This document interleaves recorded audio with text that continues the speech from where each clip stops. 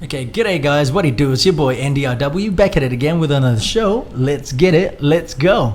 So today guys, we've got another special guest.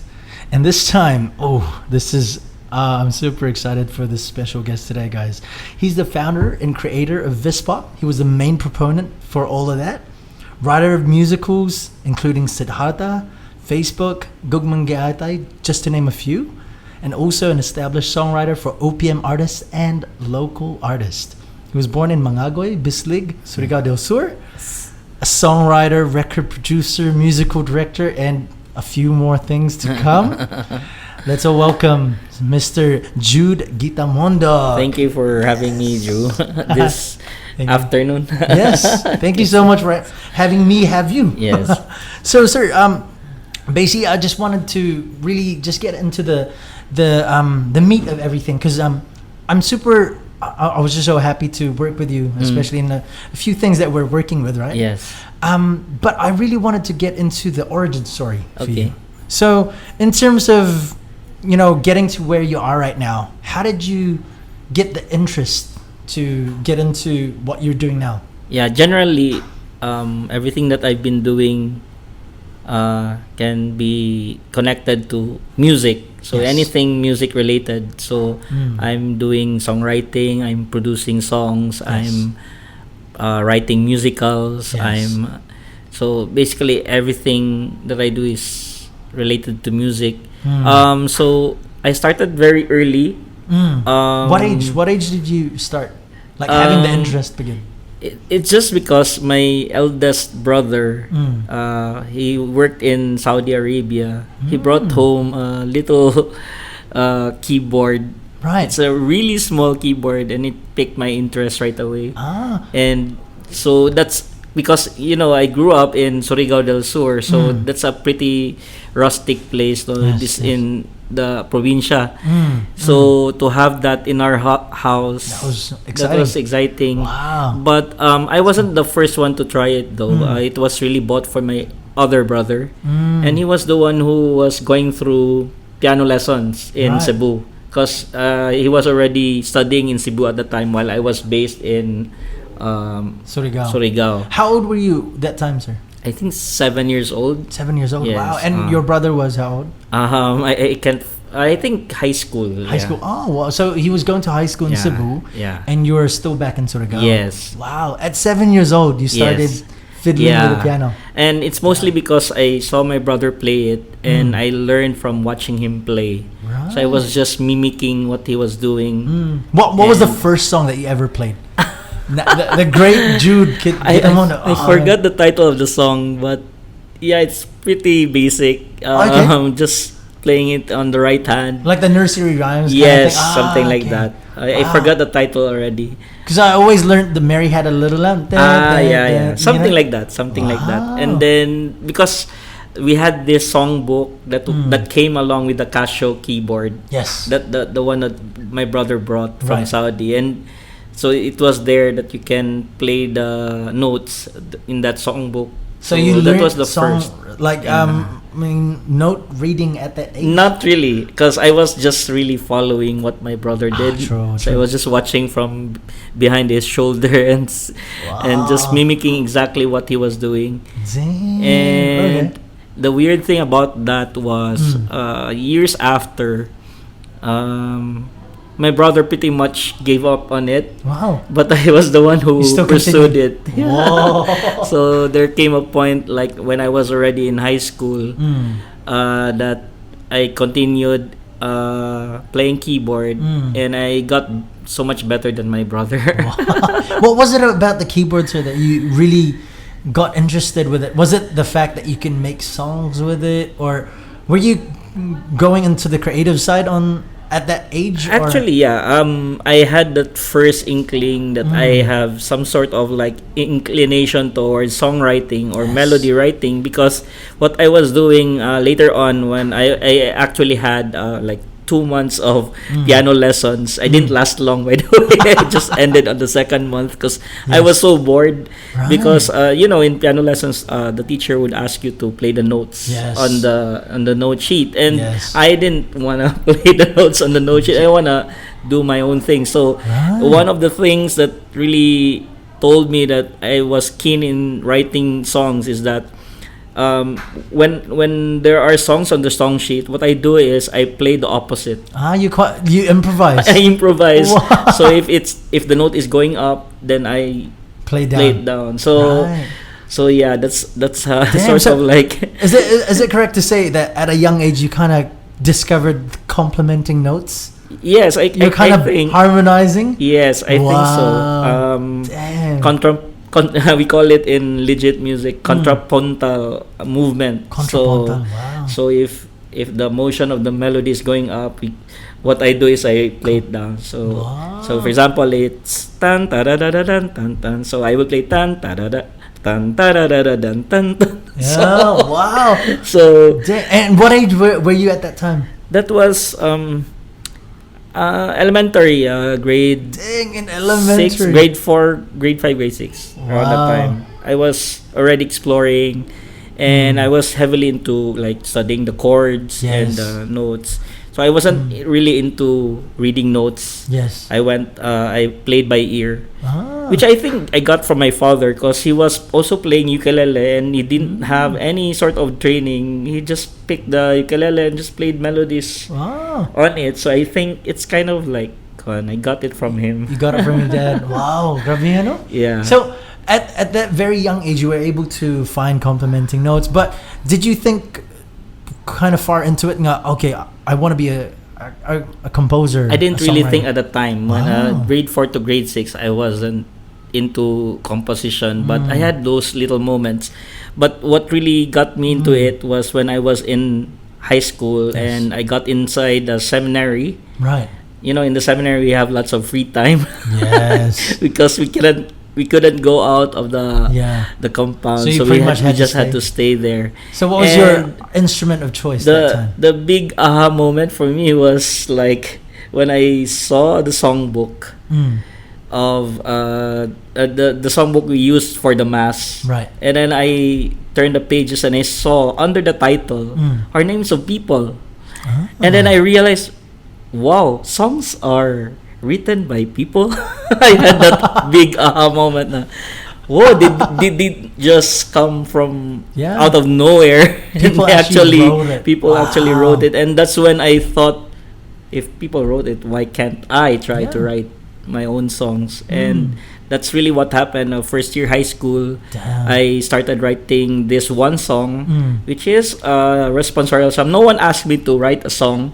I just really tried because of that big aha moment for me. Yes. And so can you still remember the responsorial song? No, of course I can remember, but yes, I won't ever. Please do. Please share it. No. Like just the tune. The title is By Your Power, because I had this Bible and I just sort of picked, I guess randomly, which responsorial, which song I'm going to set to music. So it's By Your Power. The first line is By Your Power. So by your power you saved your people, the people of Israel, and all that. So what the thing that happened was. Backstory to this, I got interested in the songbook and in playing because the priest, who is Father Randy Figuracion of the Salesians, shout out. He assigned me to be the organist, the official organist. Wow. Like in the seminary, each year level, we're just around 20 to 30 guys. Okay. So if you know a little bit of organ or keyboard, then you're right away officially the official organist of that year. Wow. So I was the only guy apparently in my batch who knew a little bit of keyboard, so I was assigned, and that's when I got the songbook to learn the chords, and then that's when I realized that songs are written by people, and that's when I tried. So eventually what happened was I showed the song to the priest, Father Randy. And what did he say? And then he asked me to teach it in front of all the seminarians. So it was like my biggest break. I think. I mean, that's the. And that was your first song as well. Yes, that's my first song. It's not even a good song. But still, though, I'm sure Father Randy was just doing it out of the kindness of his heart. Do they still sing it up to this day? No, I don't think so. No one It would be remembers that interesting, song. though. It would be interesting. Imagine if you come across like the church again, and you would hear your song like. Ooh, Probably my classmates would know that song, right. But that's interesting. yeah. So that's how I got started. I started writing music for church. Actually, that's where my roots are. Do you think that was a huge benefit to you that you actually started there? Because I know a lot of composers prefer to start musically within the classical genre, and then bring it over to pop, bring it over to hip hop or anything. I was clueless before then, so it's really a good thing for me. Yes. And I was given a lot of opportunities in the seminary. I can really I really owe who I am today to the Salesian priests, because in the seminary what they do is for every event that they do, for anything that we do there, we have a theme song. Really? So like if it's Parents' Day, there's a Parents' Day song. And you actually created a song for every event? And so because I was the guy who started writing songs, yes. So I was then asked to write all those songs. So that was really good practice. Yeah, it was great practice. And Damn. another thing I forgot is that in the songbooks, one of the things that inspired me was that some of the songs in the songbook were written by the priests who are in the seminary. So it's like a really big moment for me to know that composers are real. Yes. They're real people. I've eaten with them together. So basically, it's if you see it there, then you can sort of know that you can be that person as well. Wow. Yeah. Damn. And that was at a young age as well. Yeah, that's first year high school. And then eventually, second year high school, I started writing this musical. So my next impulse was to write a musical right away. What was the impulse? Because I know for a lot of composers, they just stay within composing, and then maybe they venture into becoming an artist. What was the inspiration that you wanted to create a musical? What was it about the musical? I had genuine interest in musicals very early on. So my first experience of listening to a Walkman, because in our province we don't have that technology. So when my brother brought in a Walkman from Cebu, and then I listened to it, the first song I heard was Sound of Music. I'm not even kidding. And then I can hear like this wonderful song on this stereo with that effect, and then that's when I really fell in love with musicals, I think. So it was definitely the exposure from your brother that really gave you the creativity to really sort of like mold into. Wow, that's amazing. And then one of my favorite movies early on was Mary Poppins. In fact, when there you go, they'd play that on the TV, and then when they'd stop it, I'd ask my mother to play it back because I want to watch it again. Wow. Because that at the ending of that movie was like so heartbreaking because Mary Poppins left, right? Yeah, she flew out. she flew out, right? So I want her to come back. So we have to start again from the beginning. So my exposure to musicals are really. What age were you when you were first exposed to your first musical? I think around the same I was age? 5 years old, 6 years old. So even much younger. earlier than when I had the keyboard. So you were really interested in music to start with when you were 5. Yes. But then you were able to play with music at 7. Wow. Yeah. So that was pretty much like the start of this long journey of being in the music industry. Yes, actually. Okay, so now that you created your first musical, how did it pan out? I am quite proud of that first attempt because one of those songs in that musical is still being sung in Don Bosco. Wow. What's the title of the song? It's called Stars. The musical is all about, it's entitled General Mickey. General and it's about a boy of Don Bosco who died at a very young age. Right. But his story was he was a ruffian and he became a good person. Is it good based boy. from a true story or? Sort of like I'm not quite sure if it's fabricated by Don Bosco because there have been talks that because he wrote this book about that boy and it's sort of like a conglomeration of different stories and he melded it into one character and that became General Mickey, who is Mickey Magone. And so he was like he grew up as a what do you call this kanang gangster. And then when he met Don Bosco, he became a good person. So from a ruffian now to a good so that person. was the storyline. And there was this song called Stars na the idea was if I look up at the sky and the stars are there and these beings in the sky are like glorious and magnificent but they still follow the laws of God.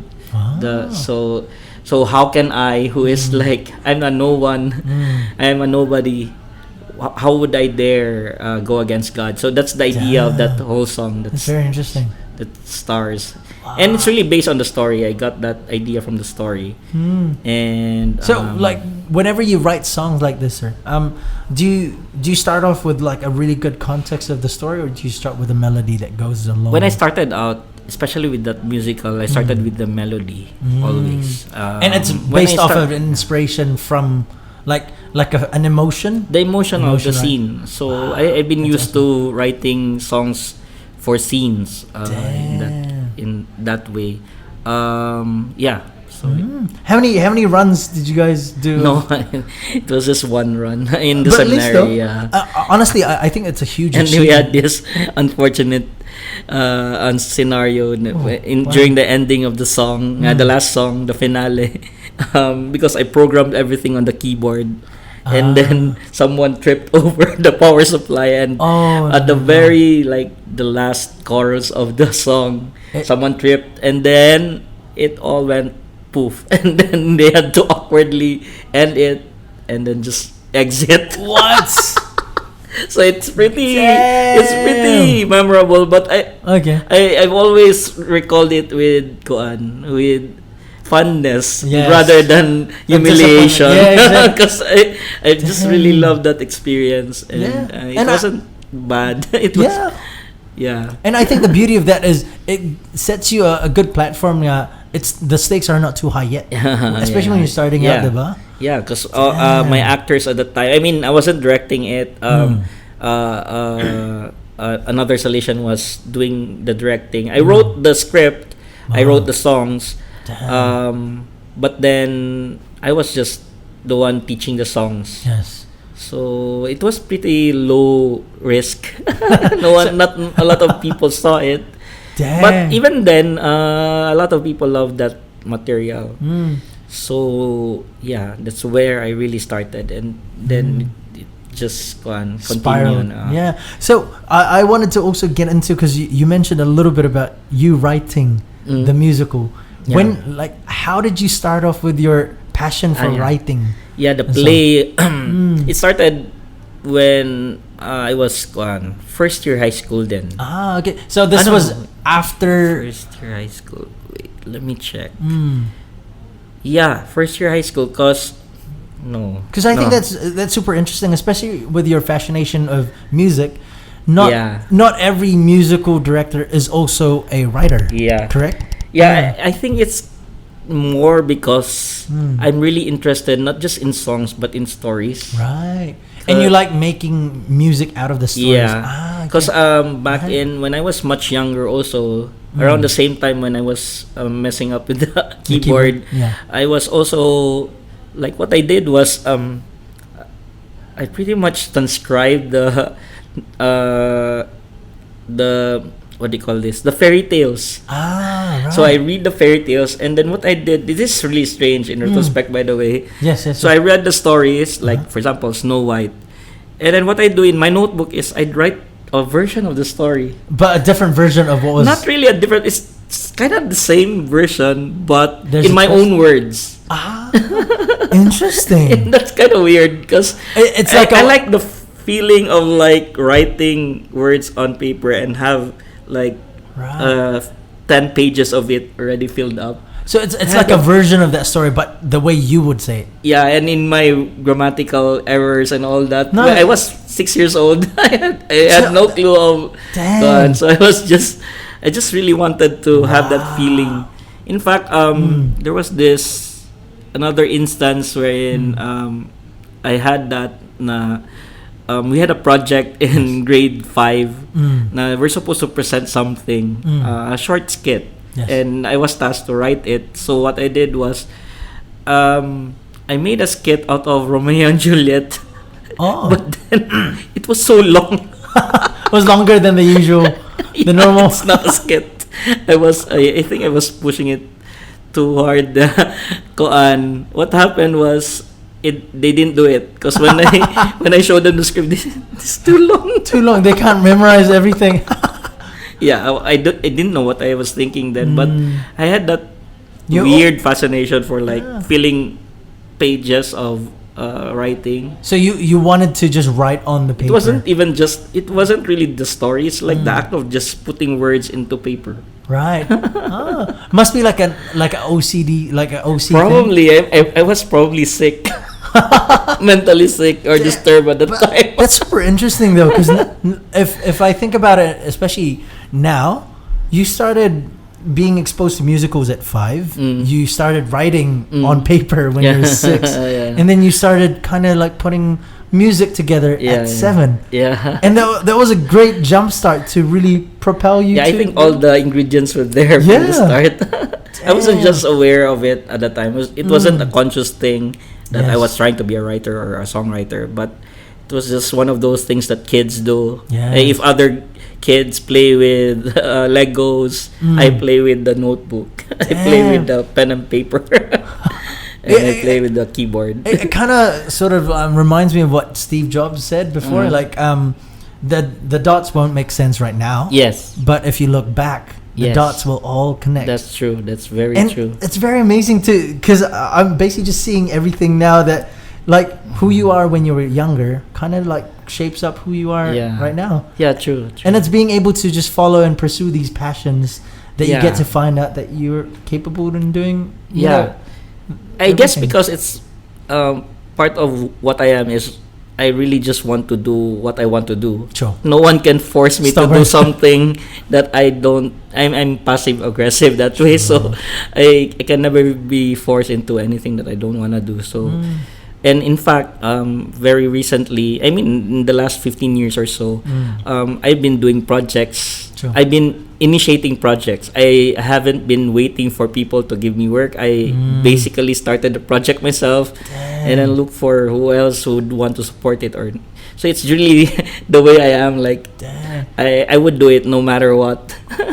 I think that's a superpower, because I really believe, Serena, stubbornness is a superpower. Yeah. Like just being hard-headed enough that you just like do it this way until people soon follow, like, oh yeah, that's cool, I want to support that. Yeah. And then people slowly come together, and it sort of just like blooms up into this beautiful flower that, like, wow, I kind of started that was you were the seed that kind of pushed.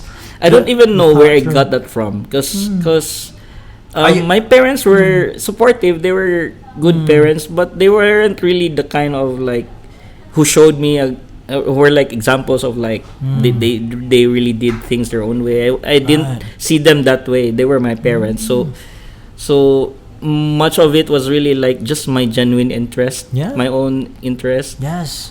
Yeah. So but although I there's a lot of it that came from like growing up in the seminary. Yes. And then having that, it's like an opportunity to really just play around with all these things that I wanna do. So they gave me the stage, they gave me the all the conditions. It was a great setup for you to really just be fully creative and expand your horizons from there. Wow. Just a quick question, sir, just so that I could establish this, especially for the audience. What got you into the seminary? Like, what was the idea behind you going? I grew up also with, like, you know, Filipino parents na would ask what do you want to be? And then when you say, I want to be a priest, they would clap their hands and of course. So you like the encouragement as a kid. Right. And my parents both died when I was grade 5. Damn, so it kind of had that you were special. So when I entered the seminary, it was not just anymore about what I want to do. Although at that point, when you're a kid in that age, you don't really know what you want. True. So I guess by that time, it became this sort of mission. I just want to fulfill what I promised to my parents. It's like a bit of sentimental value that you wanted to pursue. And that went on for like 6 years of my life. And those 6 years for me were the best years for me. Definitely. I may not have ended as a priest, but it gave me a lot of the tools that I really use right now, like being a songwriter, a playwright, and also at the same time organizing events. Yes. Because I got that there. Because since when I was second year high school, I've already been part of the organizing team for events in the seminary. Partly because I was a songwriter. Yes. So you're like it's kind of like I should be part of everything. So if we have summer camp, they would ask me to write a song for the theme song. So I'll be part of the organizing team. So I'm working with fourth year high school students. Wow. Well, I'm still second year. So wow. I'm used to already seeing people organize stuff. Yes. So I guess I'm like me organizing things right now. It came from that. From those 6 years. Damn. So I would really say I owe everything to the Salesians. Damn, so it became quite innate in you that you would actually just function because, sorry, just a quick thing, just resetting the video.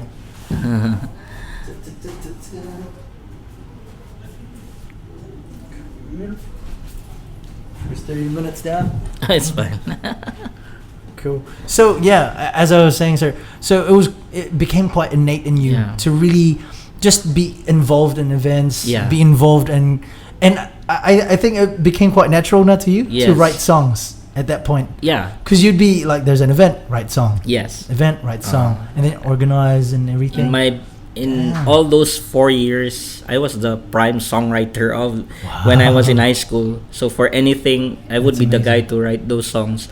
And later on, when I had 2 years of seminary in the college seminary in Laguna, I was the guy like whom the priest referred to as the songwriter. So when I got to college, everyone knew I was a songwriter. So the first thing that our rector in the college seminary asked me to do is write a musical. So you're the go-to guy. Yeah, so that became my label, sort of. Damn. So you were tasked to write the music. What was that? Because when you mentioned that you wrote the musical, that was given to you. That just write. I was really asked. It's the life of Maximilian Kolbe, another saint. It's entitled The Queen's Night.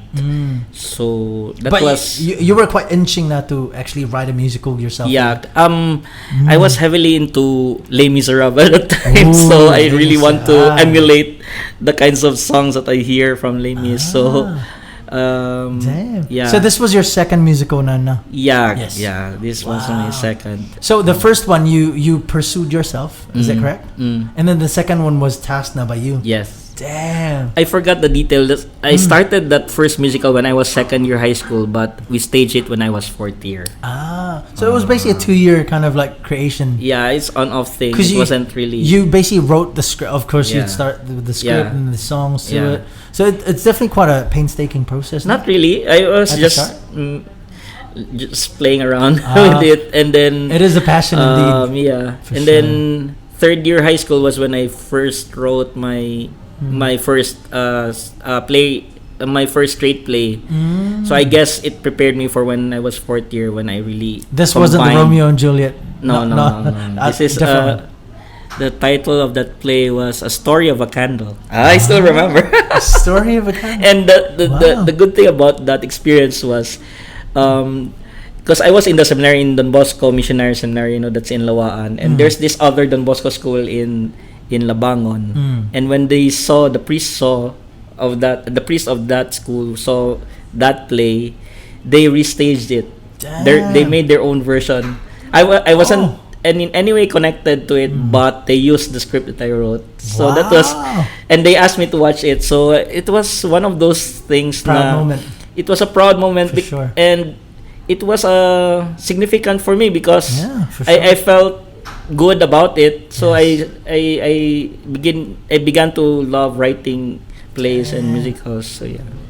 Wow, that's honestly really amazing that you basically just started out just having the inkling to write, and then you kept writing, and then, dang. I wasn't even that good. I wouldn't say I probably got to do it because I was the only guy who was doing it that could do it. in our seminary. So so that I would say that I really got better because of the amount of opportunities that came my way. It was just consistency. I got better with every song, with every musical. Damn. So yeah. Okay, so by the way, we're just gonna do a quick pause. Sure. We're just gonna insert a sponsor. So today's sponsor, guys, is The Company. So we're actually here right now. The Company is basically a co-working space. So are you looking for an office space, clients, or fast internet? The collaborative, creative, and an entrepreneurial atmosphere at The Company is perfect for you. With over 10 branches scattered all over the world in countries such as Japan, Hawaii, Singapore, Bangkok, and of course, Philippines. 2 branches here in Cebu, namely IT Park and Mandaue. Members can get to enjoy multi-location access for no added fees, with options such as co-working space, fully furnished offices, event spaces, and meeting rooms that can be rented out daily, weekly, or monthly. The amenities are endless. They serve unlimited coffee, tea, or water with fiber, internet, and regular events that you can be part of. So, have you visited the company before, sir? Yeah, we've had a meeting here before. Yes, I think I was supposed to go there. I think I was supposed to go there. So good? No. When we had the initial meeting for rehearsals. No, it wasn't here. Was it here? I think it was here. I think it was 15th floor of the company. Yeah. Yeah, because I remember Trixie or someone mentioned to me that it's the same place. Yes. Yeah. So basically, guys, if you want more details, you can visit their website. It's www.thecompany.ph, or visit their Facebook, Instagram, or Twitter, or at The Company Cebu. Also, if you use my code NDRW, you can get 5% off your booking fee. So come and visit The Company today, located on the 15th floor, HM Tower, IT Park. That code again, NDRW. Okay, Great. So we're back again. So, sir, now, after all pretty much the setup, the foundation for your storyline, I really want to get into how you branched off from just doing these kind of practices, School plays, yeah, and now being able to go with the real deal. How did you transition? Yeah.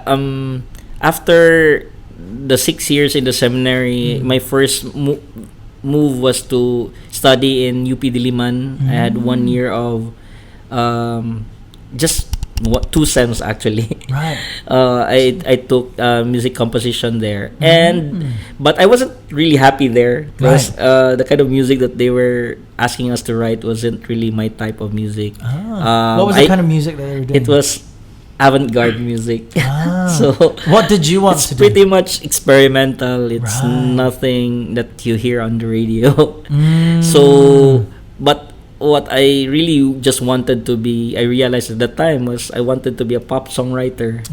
So on the first day of class, when the dean told us that if you want to be like Ryan Cabiab or Louis Ocampo, this is not the place for you, I realized I'm in the wrong place. Damn it. So that's why you only lasted 2 sems. Yeah, 2 sems. But what's good about that was I discovered this organization called Kata. At the time, it's now defunct, but at the time it existed, and it was an organization of Filipino songwriters. Wow. So that's where I got to meet my songwriting heroes like Trina Bilamide, Junji Marcelo, Arnel Dipano, all those greats of OPM music. And I even volunteered to be an usher in the I think Kata Music Awards. Wow. So I was that guy. I was really just following around my idols and trying to listen to them as much as I can.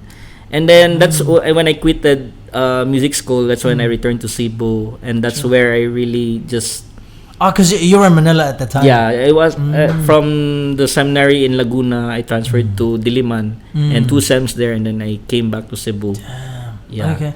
Oh, so I honestly think that's the beauty of your foundation as well, because you were basically mentored. Is that correct? Yeah. You kind of mentored. I joined songwriting workshops. Yes. I learned as much as I can, and that's the thing with me also. I'm into songwriting workshops. In fact, when I right after high school, before I left the high school seminary, I organized a songwriting workshop. So it's like I've been doing workshops and been. That's your bread and butter. I've been also going to songwriting workshops.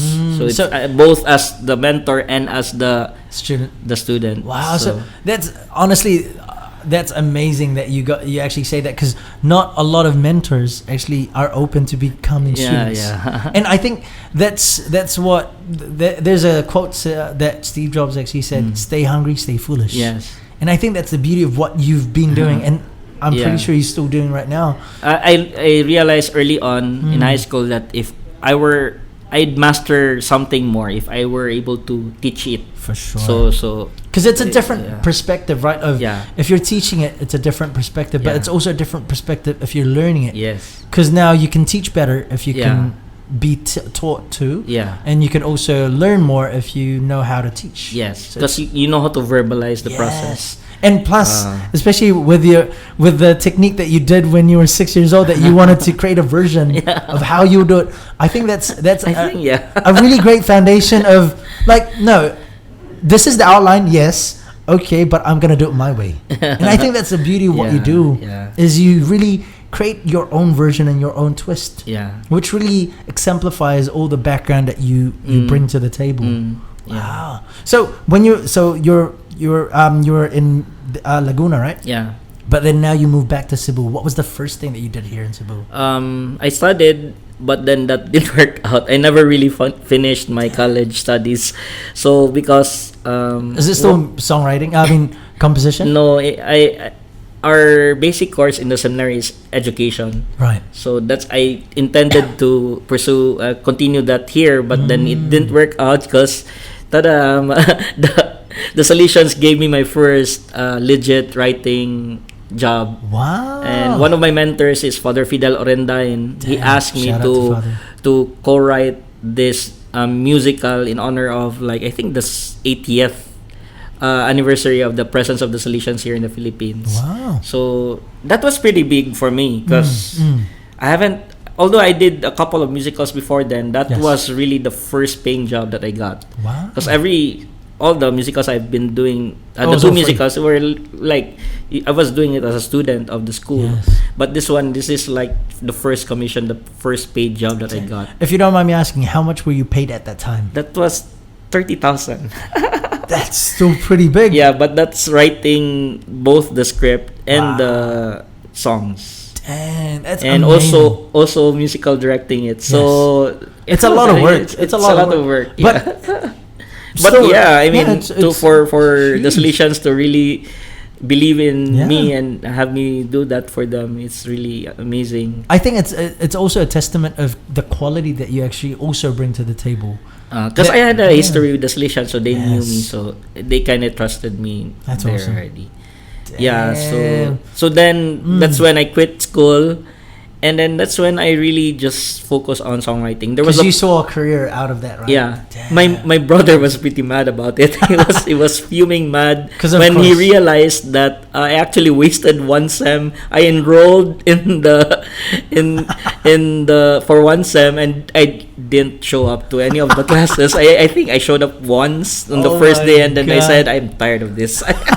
I won't go to school. So that's because I had that job already. So then that was the turning point when my brother got mad, and I thought to myself, I better pay for my own food now. So I better just earn my own living from, because it's safe to assume that he's not going to support you after that. Yes, exactly. And I mean, he made it pretty clear, and it's a good thing for me that he told me that I'm on my own. Yeah. So then I really got independence. Yeah, I got it. Like, and I really worked hard to Yes. make things work Dang. at that very young. What was like, I think I was supposed to graduate college already then. So Wow. yeah. So how long? What was the span that because you did the musical, right? How long was the creative process for that? That was just 1 year. Just 1 year. Yeah. Mm. Father Fidel had already the story, Mm. but he was based in US, so he cannot do the actual writing. He had the Yes. storyline, so we would go back and forth. So it was pretty quick, and I learned a lot from that experience. By the way, I actually my process, the legit process that I'm doing. When I did that musical, it's still the same kind of principle that I apply when I'm writing all these musicals that I'm doing now. Damn. So yeah. If you don't mind me asking, sir, what year was that when you were tasked to make that musical? I think 1990. 990? Yeah. Sorry, Forgot. 1990. 1990. Wow. Dang, that's amazing. And that was the very A first. long time ago. No, yeah, but Yeah. honestly, I think that's a testament of Yeah. what you really bring to And the then table. from then on, I've been writing for them one musical year. So, Every year. So we had, the first one was God in Motion. That was that musical. And the next one, we did a restage of General Mickey, Right. which is my first musical. It's like a remastered edition. This is the better version. Yes. It is like the full scale version. And then we did KM50, which is based on the life of Dominic Savio. Right. And then the last one was Zephyrin, Wow, another Zephyrin. saint of Don Bosco. Wow, so 4 And- years. Yeah, That would've- and those Wow. in that last year, I wrote 3 musicals at the same time. That was like my most prolific year. Damn. I wrote Zephyrin for Don Bosco. I wrote Song of Bernadette, but I didn't write the script for Song of Bernadette. I just wrote the songs for Lourdes Parish, and the third one was Siddhartha. Oh, so that's where Siddhartha came about. Yeah. Wow. The first one was Siddhartha though. Siddhartha, and then Zephyrin, and then Song of Bernadette. So by the time I got to Song of Bernadette, all my ideas were like Just out of this world. already. I'm just like, some of the songs in Song of Bernadette sounded like what do you call this musical? But it sounded Quite similar to that. so I ran out of ideas by that time. So. Because that's crazy how you're writing 3 simultaneous Yeah, musicals. because I had to take the projects because I had to live, I had to eat. True. At that time, I was really starting out. Damn. And incidentally, after Siddhartha, that's when I also started writing for songwriting contests. And But you've always joined songwriting contests before? Or yeah, was this the first one? starting 2001. Wow. I started joining contests, Cebu Pop particularly. Damn. And I joined it for about 6 times. And 7 times. I joined it 7 times. 6 times, because every other year I'd lose and then I'd stop for 1 year. You kind of like, Yeah. oh, damn it. And then I won't write for this year. Then the next year I would try again. So I had, out of those 6 attempts, I got in the finals 3 times. Wow. And then out of those 3 times, I won 1 time. Wow. But this is like, I won both the grand prize and the second prize at the same time because I submitted 2 songs. So that Just to be sure. That was pretty fun. And Wow, that that's amazing. happened the same year when I wrote Siddhartha. So I was really productive that year. For sure. Yeah. Dang. And so, eventually, after I gained enough confidence, that was I would mark that as the year when I really gained confidence, because that's also the same year that 2006 was the year I got my first published song by Gary V. Wow. So I was pretty, I'm the guy. So This I is was, Wait Forever, right? Yeah, I Oh, was man, I really love that confident song. at that time. That's why I had the guts to like Yeah. think of coming up with a different songwriting Yeah. contest.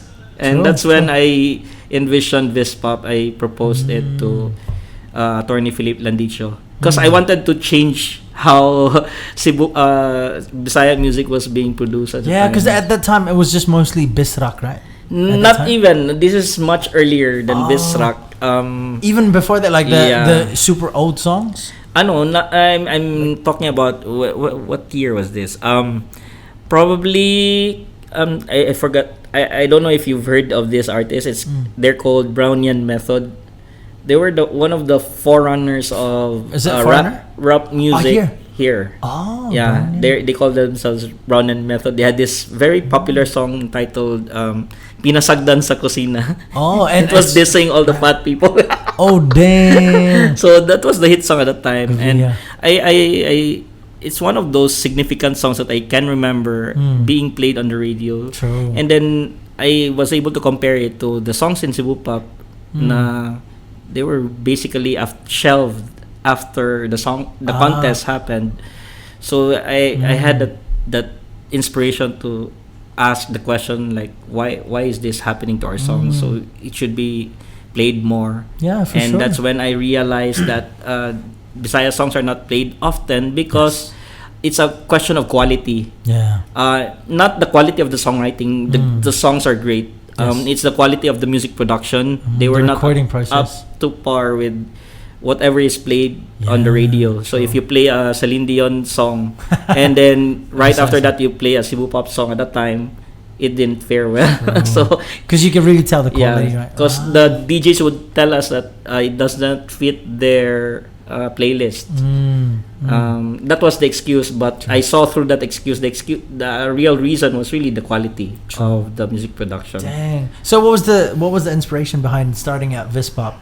You That was really it. wanted to change the face, Yes. and then what did you provide to the Cebuanos that really changed the game for us? Actually, at the time, I just pitched that idea to Attorney Philip Landicho, and he had some connections, so we tried pitching it to everyone. And that's when I got I met also my other friends, sila Katsuki, the Artisco people, and that's when we pitched it to. I became a member of that organization, and I pitched it to them. Damn. And Katsuki was actually one of those The first ones. ones who Wow. really Shout out to she really organized it. Yes. Like I was serving just as the guy who came up with the idea, and at the same time I was the musical director. Damn. But Katsuki was really the one who laid it out. Damn. So much so that when she left Artisco the following year, I sort of just shadowed what she did the year before. And I did that. I became the creative director for the next 4 years. Wow. That's And amazing. yeah, so That's awesome. but it's also because I found a partner in Jad Bantug. He was the guy who I knew could really pull off What was his skill set that he you was really a saw? music arranger producer. Wow. He did all the instruments of the first 2 years. Damn. And the guy is so brilliant. He was even better than the arrangers in Manila, I tell you. Wow. I've worked with Manila producers and Sure. arrangers, but this guy, he was so young. We were both young at the time, but he was better than all those guys in Manila. Yeah, because I think it's never a testament of like, oh, you're in Manila, you're always better than the people in Cebu. Yeah, that's what we Cebu. always say here. Exactly. So it became this sort of like It's like a stigma. It's diba? stigma. So Exactly. so when we started out with Vispop, our battle cry was we took the phrase Bisaya uy, because diba we say Bisaya na uy. So Yeah. meaning to say it's bad, it's gone subpar. Unfortunately. But then we change it when we say Bisaya uy, we say it with pride. And I Yes. think that's one of the biggest contributions of Vispop, the whole campaign. For sure. It wasn't just a contest for me. It was really a campaign. Because it And really shaped the face of Cebu music right now. I would say so. And Yeah, for sure. and honestly, even the songwriters themselves, those who made it as finalists, when they think of Vispop, they never thought of it as a contest. Like True.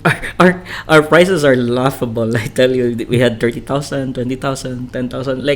But they wanted to join the contest because they knew we're gonna take care of the songs. True. We're gonna produce it well, and we're gonna pick the best. It's not about like characters. it's not about the prizes, but Yeah. it's more of the priceless things. Yeah. Especially being able to Yeah. make your dreams into a reality. Yeah, and that's always the dream of a songwriter is to For hear sure. their songs really presented in the best manner. For sure. So yeah, that became It's a huge honor, honestly.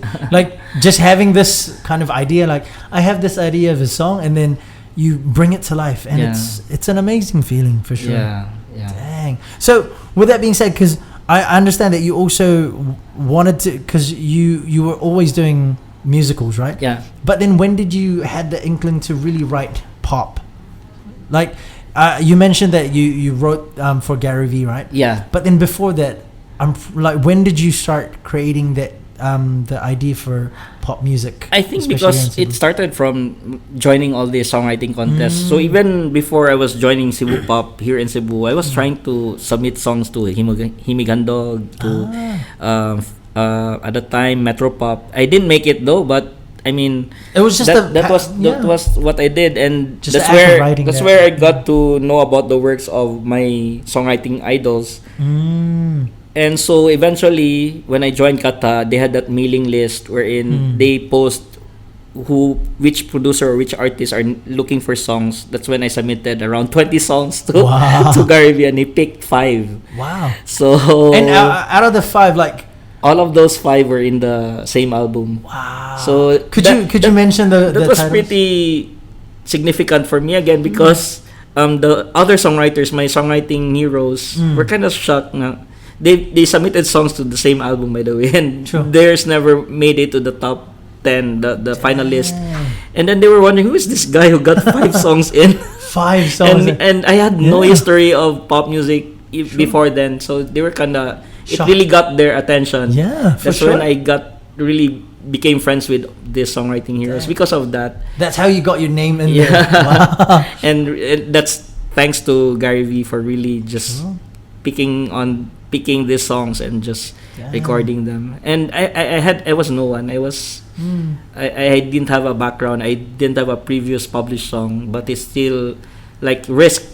Yeah. I mean, it's a career. It is. And Choice. I think the beauty with that is that was a win-win situation for you. Yeah. Because you were able to make 20 songs. Yeah. And also a win if you I get chosen. didn't write the 20 songs for him. Right. I've been writing songs even before. But it was then. just 20 songs that you submitted, right? Yeah. Yeah, and to me that's amazing because now you've always got like a bunch of songs that's always there, like this might work, this might work. And that's what I did It's always for 1 year after, especially because of the success of that, like 2006. What I did was I really just focused a year on Yes. writing songs. So I wrote around more than 100 songs that year. Damn, And over honestly, 100. for the next Holy. like 5 years or so, I wasn't writing songs anymore because I would just get from the catalog that Just 100 grab songs from your whatever, archives. yeah. Wow. And so there was a time in my life that year wherein I was almost writing 1 song a day.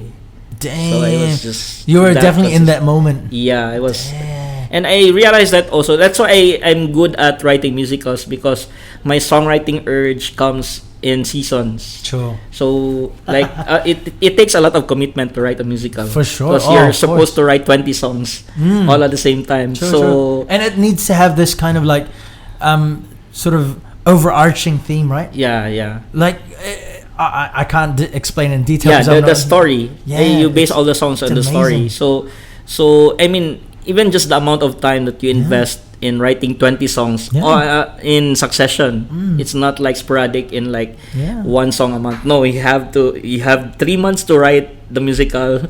So you have to write all 20 songs in 3 months. And in my case, I also write the story. So Yes. on top of that, Crazy. so I think it's because I'm really used to that. That's why my songwriting comes by season. So It's for like- now, like for example, now I am not really writing a lot of songs because I'm in production. But when I'm done with this, I'll go to maybe another 3 months of like writing. Just more creativity songs. flowing, sort of Yeah. free flowing there. Yeah. Wow, dang. Okay, so with your background, especially with the with Vispop and everything, how did you kind of transition to where you are right now?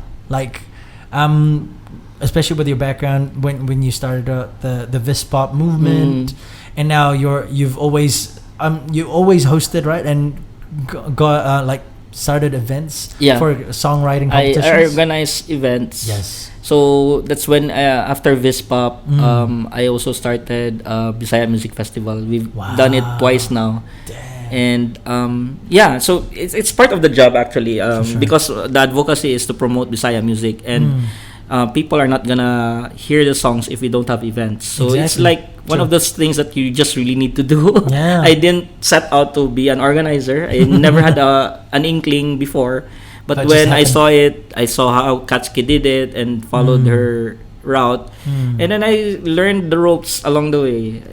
I just, because it's something that was needed to be done. True. And It is a crucial proponent yeah. to really getting everything to be sort of in place. Yeah, you I know? never dreamt that I would be an event organizer or a festival coordinator or organizer. But yeah, it's one of those things that needs to be done. At the same time, while I was doing that, I really was keen on improving the theater scene also, because again, based on my observation, not a lot of original plays or materials are being produced in Cebu. So it's always a rerun. some Broadway show. It's like a version. Yeah, of it. and so I thought of I came together with friends, fellow thespians. That's Jingo Sainez, Vince Gaton, and Pami Estalilla. Pami is the founder of Dreamcatchers. Oh wow. So, and Jingle became our director, and Vince became our dance director, and we came up with offbeat concepts. It's a group that's really geared towards producing new materials. Damn. That's awesome. So publishing it, licensing it, and fully putting the works. Yes. to creating- Initially, we really had to produce it by ourselves. So our Yes. first work was Facebooked. Wow. We produced everything. I wrote all the songs. I wrote the script, but the story we really wrote it together. Like came up, conceptualized it together as a team, and then we put it up together. So we looked for our own money. Damn. I remember the first meeting we had with our. Talked about We the had funding, this eh? business person who was. Tabulating all the possible expenses at the time before we started. What was the- And it amounted to like 1.5 million, and then we said, "What are we getting ourselves into? We don't have the money." This is a deep end now. And it really came to a point that we almost quit.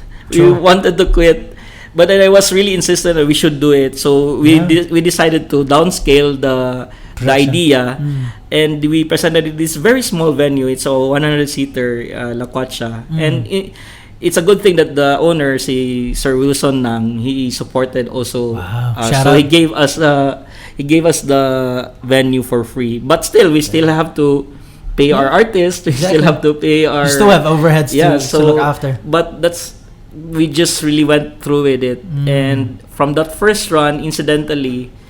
It was a good run, and then someone from Sacred Heart saw that show and then invited us, and then we got sort of like an advance from them. So we planned out this whole tour, school tour, from that small fund that we bankrolled it. Yes. So we were able to perform in reinvest. Sacred Heart, in San Carlos, and in STC. So that became that thing, and then because another teacher saw that show, invite us in USJR, and that's our final run.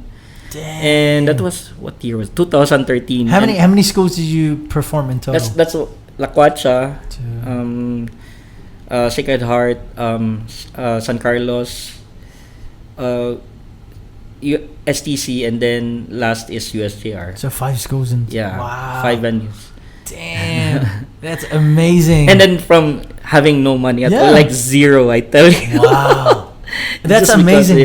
That's a true testament of passion right there. Honestly. And we learned a lot from that experience. And that's when we had the courage to con. Sa Gumangyatay, a producer came in because she's also saw Facebook. So and then asked us if we want to collaborate, and I told her we have this other musical that we want to stage. Actually, yes. So that's what I mean. I don't wait for Yeah.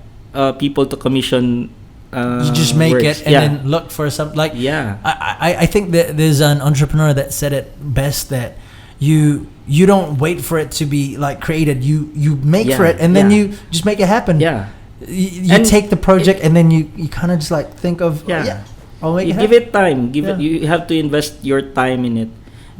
You know, you're not gonna earn from the initial work that you do, but you're gonna earn later on. Like for example, Monsters started out like exactly that way. I just told Katsuki I'm gonna write a musical based on your songs.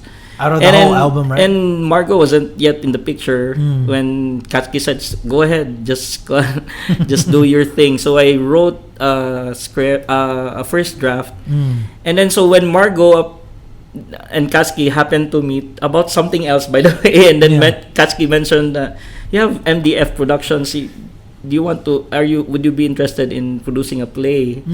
And then because Jude is doing this thing on my songs, and then. So Margot wasn't even really keen on producing a musical at the time. So when she heard about the project, she said, "Why not? Let's try. Let's see." Dang. So then I had something to submit. Yes. Right? If I didn't do the work early on, I wouldn't have nothing. Yeah, so, you'd be like, "I've got an idea," but an idea isn't tangible. So what happened was, and it's the same with Kung Mangyatay. Like once we had the producer. I had that inspiration. The producer is the inspiration for me to really just finish it. Let's finish it because it's always been a draft, and then so finally when the producer came in, that's when we finally finish a good draft of it. Wow! Hang on, I'm just gonna pause real quick and just release that camera. Dang, the combo is so good, holy.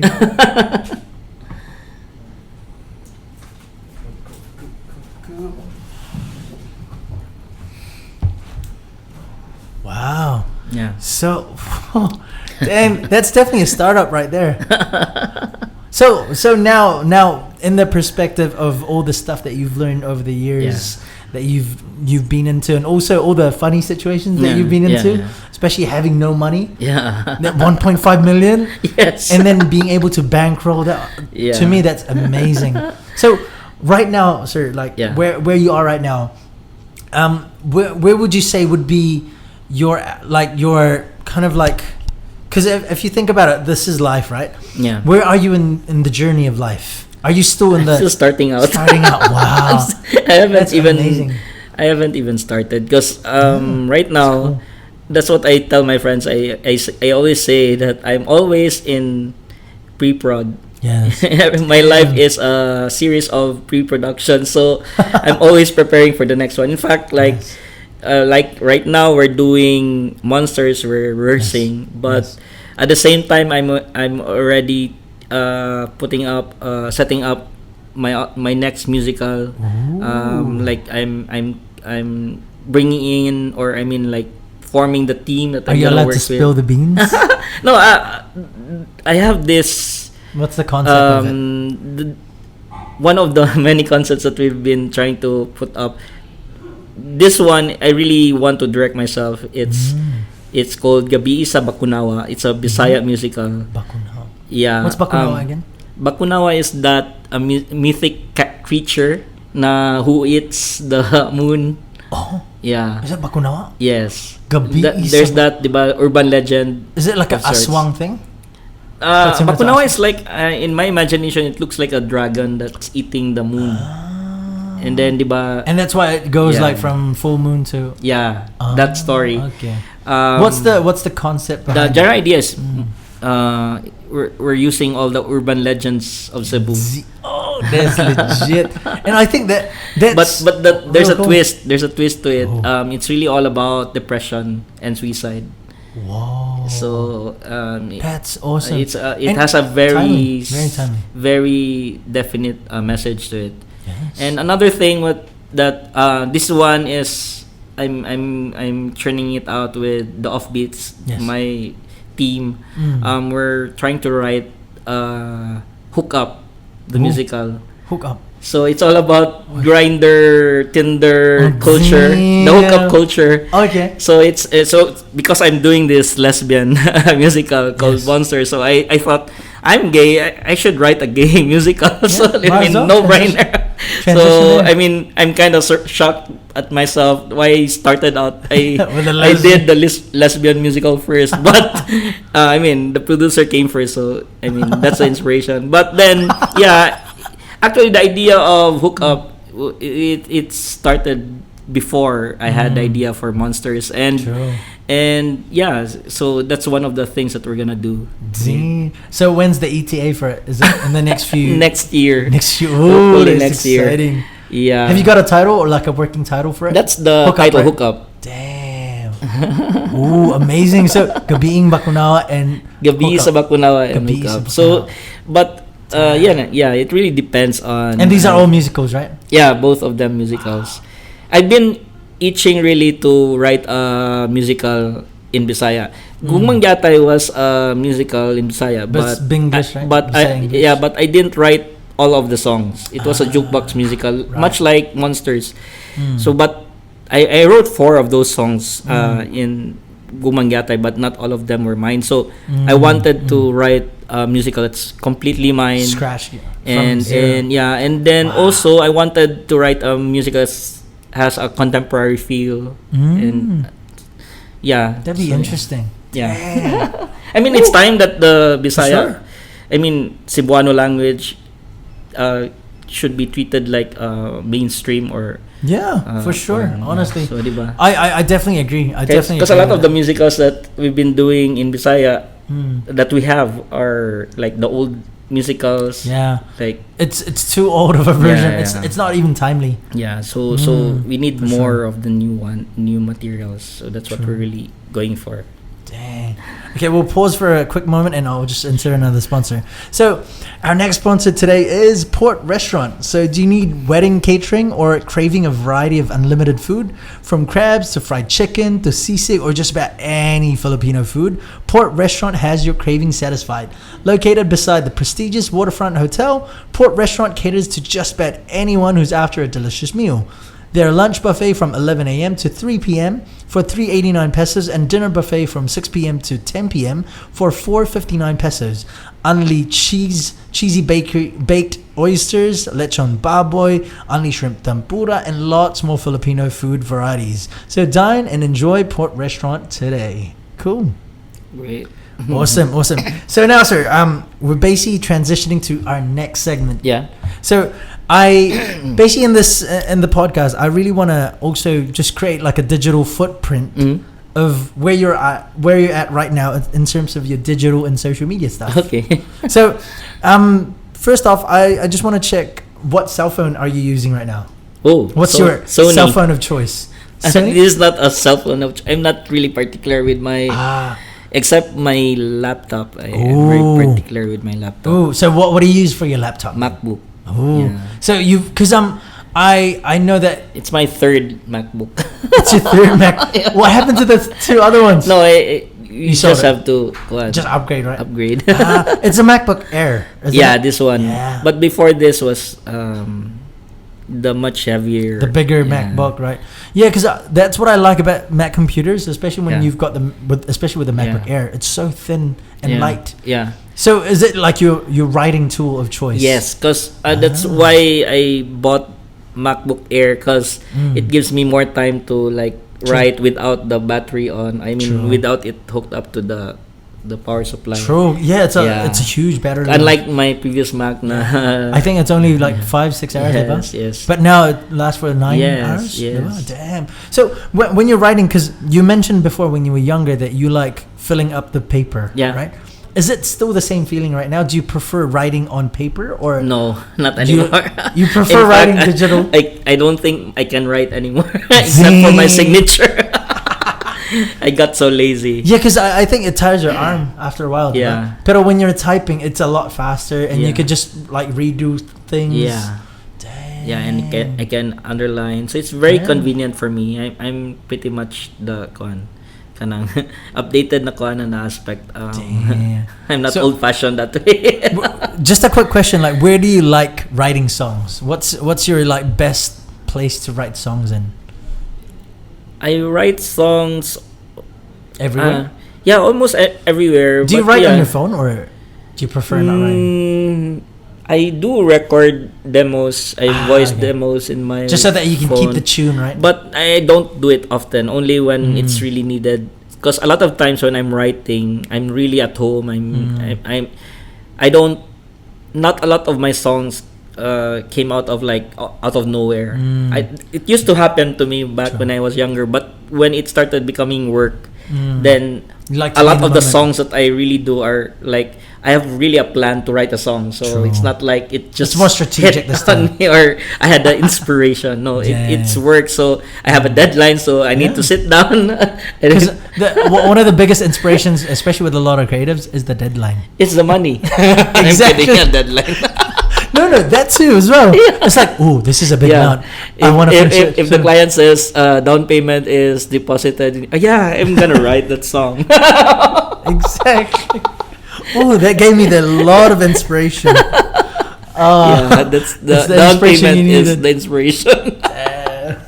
It's the inspiration that you needed. In terms of listening device, do you have an arsenal of choice?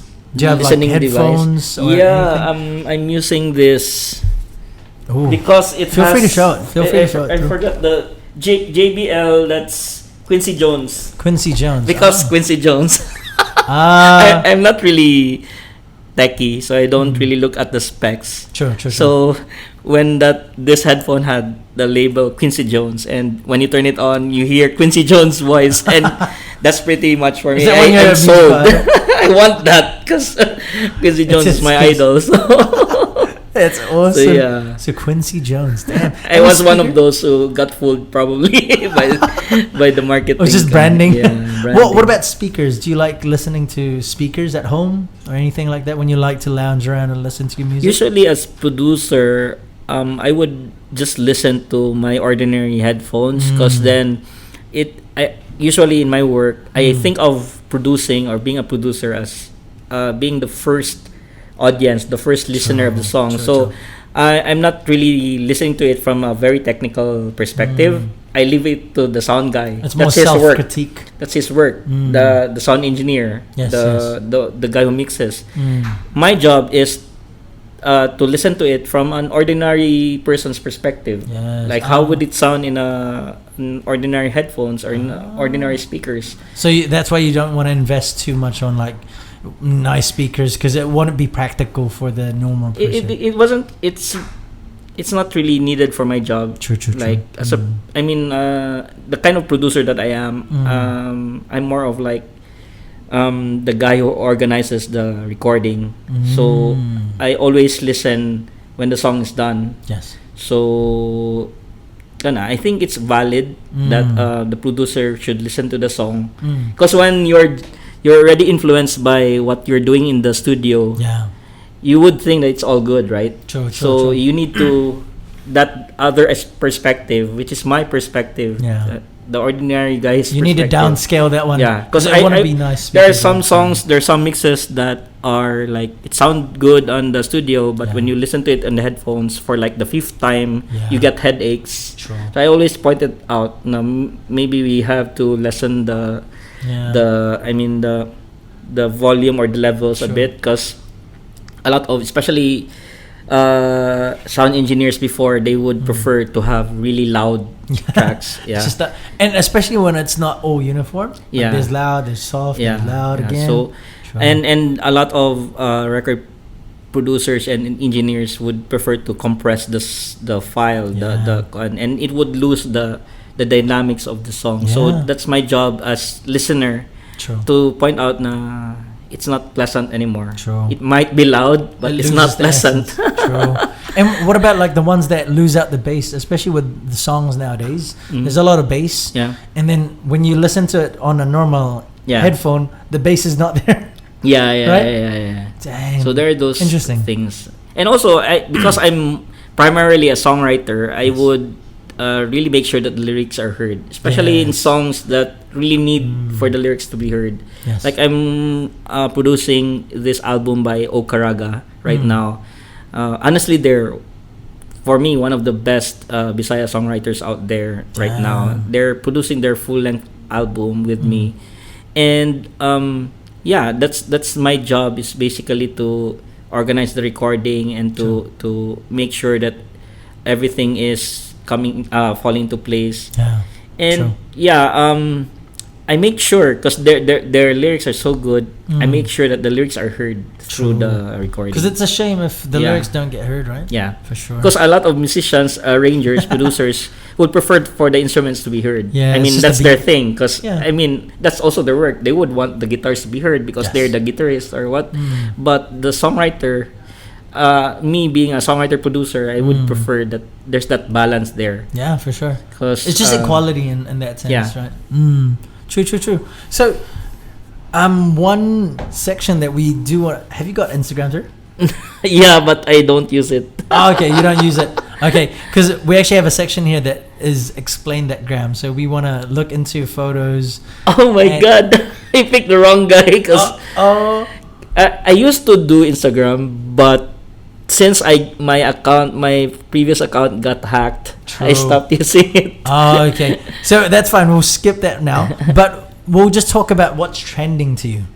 What's trending? So pretty much the idea here is I want to get people to sort of talk about what they're into right now. Okay. Because especially when it comes to what's trending to someone in the music industry, Yeah. it could be different to the Yeah. normal person. So in terms of you, especially with your background in theater and music and also writing your own music, what's in the trend right now in that space? In your sphere. in my sphere, I'm really interested in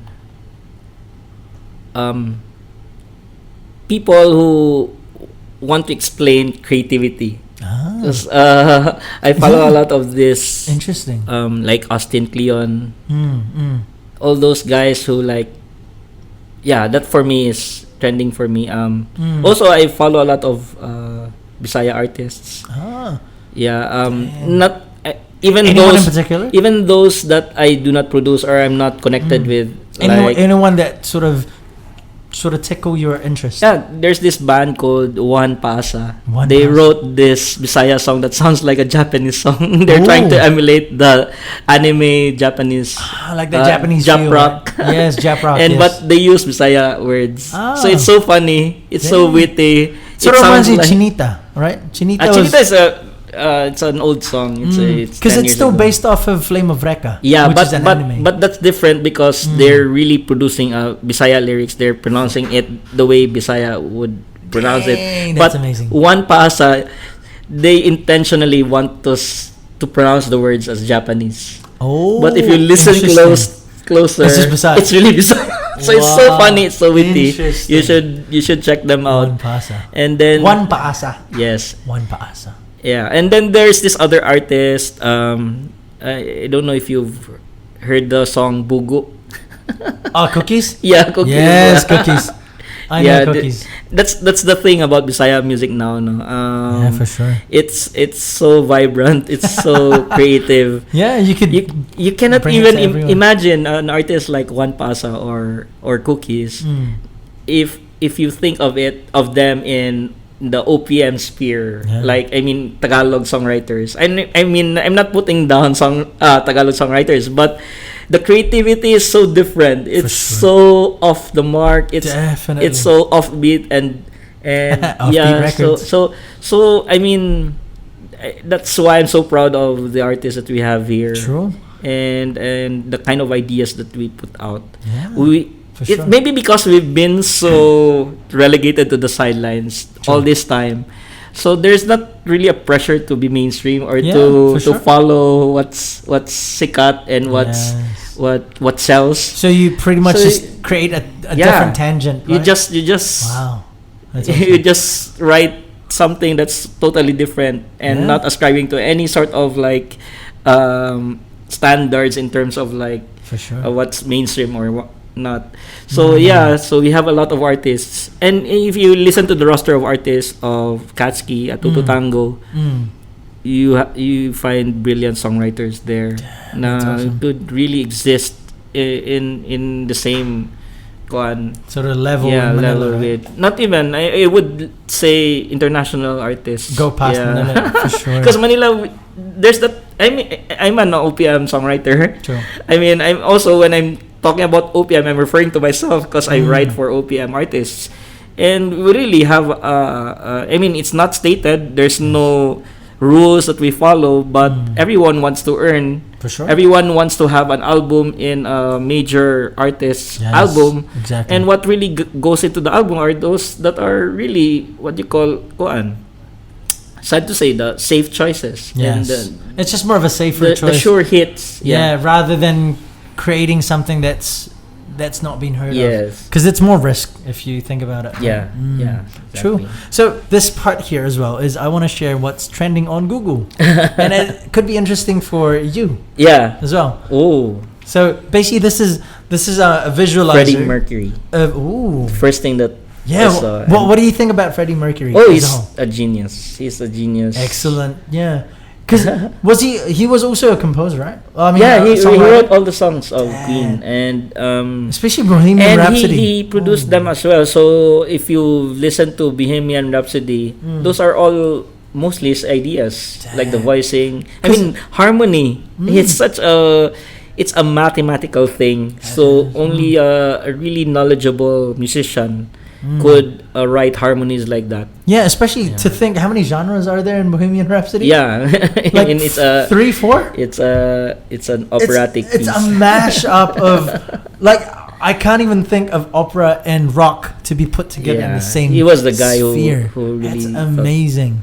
That is really amazing. Truly amazing. There's once upon a time in Hollywood that's by Quentin Tarantino. Oh, Quentin Tarantino. Yes. Do you like him as a director? Yes, I watch all of his movies. I'm also a kanang film buff. Dang. Any classic movies that you would want people to really take inspiration of? Cinema Paradiso. It's always been. It's this foreign film. Malena. There was a time that I was really into foreign films. Right. Cinema Paradiso is Spanish, is that? No, I think it's Italian. Italian. I'm reading the subtitles, so I'm not really sure. What's the what was it about that you It's really about director's a story of a director. Interesting. Very interesting. There's this musical drama called Once. I don't know if you saw it. Once. I love that. ONCE. ONCE. Wow. You should watch that. Cause, what's the concept or the story of it? It's a very simple story. It's guy meets girl. It's a stranger. There's both strangers, and they and it's just all happened in a day, I think. Yeah. Is it like a 500 days of summer? No, it's a much more artsy, and the songs are not even too awesome. Mainstream. Damn, that's cool. Yeah, that's cool. And that eventually became a Broadway musical, by the way. Whoa. And the Broadway musical, they feature musicians on stage like dancing and singing at the same time. So imagine someone orchestra, a violinist singing and dancing at the same time. Wow. So that's like pushing the envelope, right? Dang. So it's basically just whoa, that blows my mind. You should watch that musical. What was the title again? Sorry. Once. Wow. Yeah. Amazing. And you also happened to mention that there was a one by Daryl Hansen. Well, Daryl Evans, was it? Or that's Evan Hansen. That's the most mainstream Broadway musical right now. It's one of those biggest hit. The bigger hits, right? So I think it came after Hamilton. Yes, Hamilton. So Hamilton so was the previous year's Tony Award winning musical, and then the year after was Evan Hansen. It's a youth musical. It's all about young people. True. And I'm kind of inspired by that. That's why I also was keen on doing Monsters, because I want to have something like that. And the songs of Katsuki are really just as brilliant as it's a those perfect songs. fit, honestly. Like what you've created with Monsters and the songs from Katsuki, it's a perfect fit. Yeah. Amazing. Do you want to pick one last topic that you notice out of the visual trends? Well, I'm not quite I'm not knowledgeable about the other things, because these are all the people that so a little bit of background for this one is people are typing this currently on Google right now. Oh, So these are all really? what's trending right now. It's amazing. So- So this is mainly for Philippines. So if you look here, that's for Philippines. yeah. And this is by Google. I'm not Trends. interested in sports, so in the US Open, I'm not. And I've noticed that honestly, Philippines, there's a lot of NBA.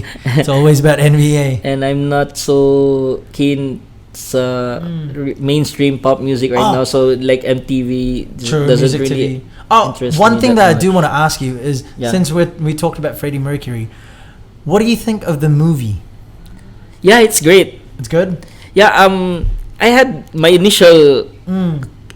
gripe about it was Because I it heard- didn't feature much of his sexuality. I mean, that's True. the most obvious. True. But I also It kind of thought just of it. inserted. They inserted at the Yeah, end. but I also thought of it like on like months after. In retrospect, I appreciated that the movie didn't really focus on it that much too. True. It was more on his life as an artist. Yeah, but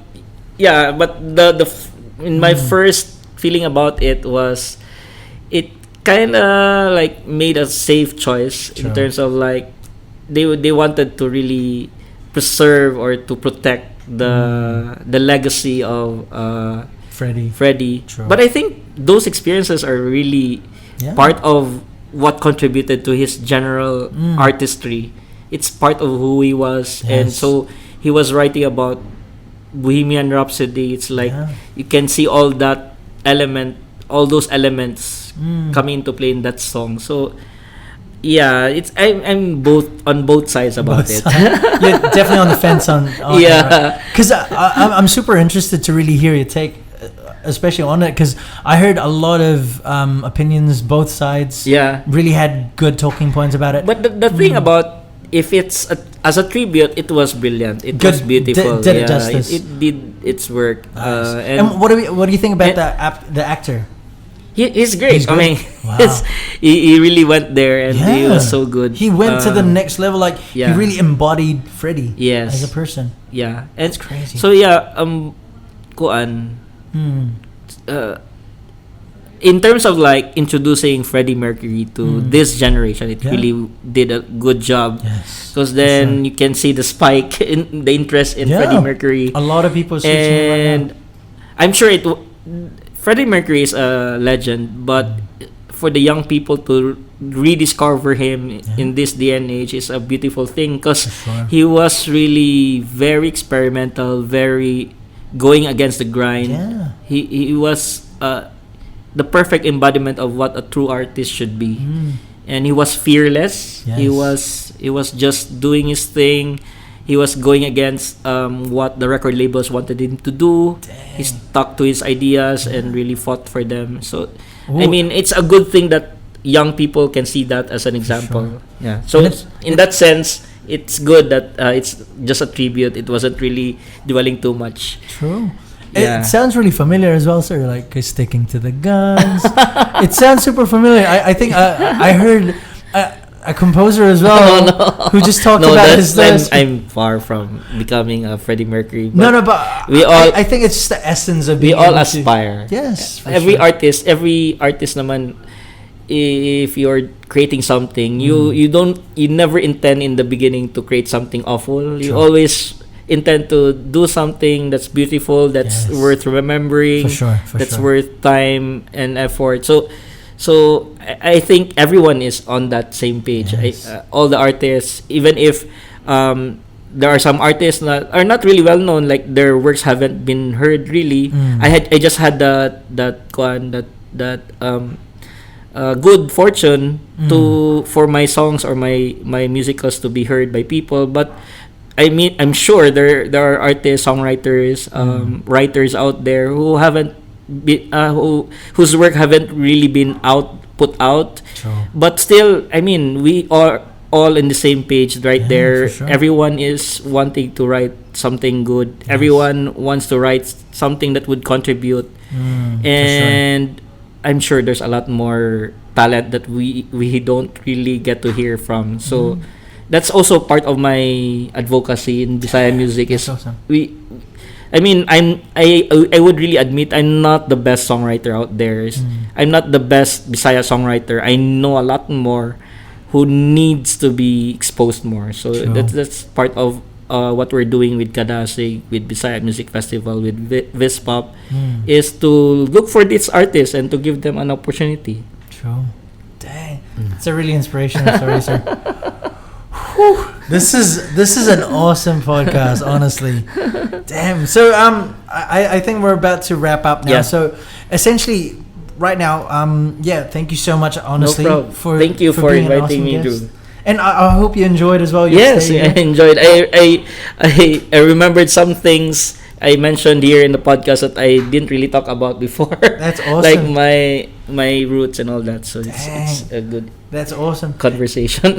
Anything that you'd like to insert? Because especially with my guests here, I want them to be able to, voice out all the stuff that they're working on, all the stuff upcoming. Yeah. Any exciting stuff from you that you want to Yeah, share? the thing that we're working on together Yes. is Monsters, a musical. It's coming this November 16, 17 at SMC side, and it will be my first Yes. musical that I'll be directing. So Nice. Excited for that. yeah, And honestly, he's guys. If you see him during practices, he's doing a really good job because he really gets us to get into the character and really understand the art of the musical. No, That's awesome. I'm just really grateful to Margot Frasco for this, because it's like she's giving me a scholarship, a theater scholarship, and it's better than any education because I really get to apply the things that I'm learning right there and then with people who really know what they're doing. True, and true. with other artists as well. And both our goals with Margot is really to come up with a production that has less of the drama, was just really focused on the work and That's awesome. because theater is so dramatic. I mean, On the scene and behind the scenes. so we try to lessen as much as possible the drama behind the scenes. We want to focus on providing a positive atmosphere for the artist to work. That's awesome. So that's the goal, Dang. to So- create that safe place where we can just play and just perform. Dang. So when's the first run for Monsters again? Yeah, that's 16, 16. 17. Am I right? I think so. Yeah. November, right? 15, 16. 15, 16 or 16, 17. I'm Hang not on. so sure. Let me check this one. Patay anymore. Hang on. Let me just reset this one. It's I think it's 16, 17, 18. 16, 17. That's 16, right. 17, 18. Because it's Saturday, Sunday. So 16, 17, 18. No, that's First 2 one. dates only. 16, 17. 16, 17. Two shows per date. And this is in Seaside, right? Yeah, it's in SMC side. SMC side. Wow. Hopefully, we're gonna get a second run, but it really depends on Margot and on the success of the first one. So, Hope and pray. yes, let's go on. Anything else that you're working on Yeah, before the end of the year? Yeah, we're also putting out the debut album of Okaraga. Okaraga. It's I really say they're one of the best songwriters out there who's Damn. producing Bisaya songs. That's awesome. And they're churning out 11 songs for this album. Wow. And hopefully after that I'll start work on Jerica Chodorico's album. Which is Jerica, another how do you say the last name, sorry? Chodorico. Chodorico. Jerica Chodorico Jerica is Chodorico. another brilliant Vispop songwriter. Cool. Yeah. And hopefully maybe this year I'll put out singles. So Yeah, some for of my own songs as well. Dang, that's awesome. Yeah. So any other things any events that you're excited to sort of put out? Anything else? Right now I'm just really focused on Monsters because Monsters. it's a lot to do because I'm serving both as the artistic and the musical director. So True. that's a lot. True. Dang. Woo. I'm super excited for the stuff that you're about to come out, and also the Kabisig. Kadasig is a Kadasig. record label. That's Yeah. that's where I produce those two albums Two for albums. yeah. And then what was the Bisayan- Bakunawa? Those are for next year Ooh. or2 years from now. Ooh, So watch out, that's guys. That's awesome. Gabi sa Bakunawa and Gabi sa Bakunawa. Hook Up. I hope no one writes that before me. I'm pretty sure you're well beyond them, sir. I'm pretty sure. That steals the idea. Dang, that's awesome. Anyways, thank you so much Thank again, you. sir. Thank you, Thank you Drew. so much. So yeah, thanks so much, guys. Please check out Any social media that you'd like to Yeah, get people to follow you on? Yeah, you can follow my fan page at facebook.com/Songs of Jude Gitamondoc. Yes. And then you can also follow Monsters Musical at facebook.com/Monsters the Musical. And what else? There's Kadasig at facebook.com/Kadasig Bisaya. There's Bisaya Music Festival at facebook.com/Bisaya Music Festival. Damn, there you go. I'm Follow running me. a lot of Facebook pages. You can't You're a imagine. social how media much- manager now. Dang, that's amazing. Yeah. Anyways, thank you so much Thank again, you. sir. Thank you so much. All right, thank you. See ya. We out. Peace. Bye bye.